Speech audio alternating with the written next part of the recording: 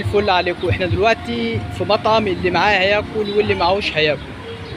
احنا دلوقتي بنقولوا دي اكل الغلابه، يعني مجد الهلال بيصب عليكم. النهارده عندي يا جدعان يعني ما ينفعش تقول لي بجنيه طعميه، يعني ب 2 جنيه طعميه، دي بجنيه طعميه. تمام؟ شوف قد ايه. احنا دلوقتي في عمر مختار اول الرشاح، عزبه احمد شلبي.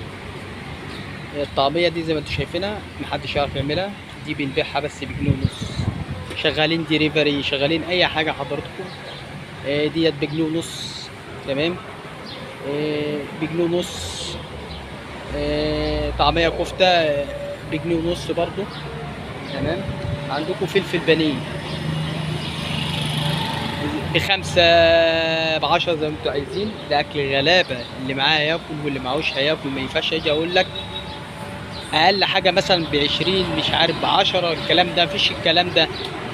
بانيه زي ما انت عايز حضرتك. لسه هبقى افرجك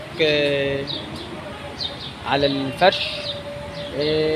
زي ما انتم شايفين شغالين ديليفري وشغالين طعميه صوابع بجنيه ونص.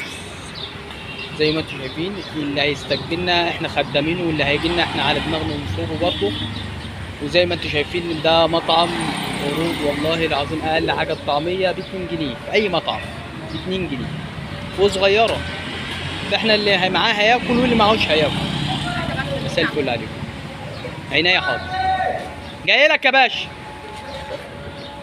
ودي اليافطه بتاعت المحل زي ما انتم شايفين.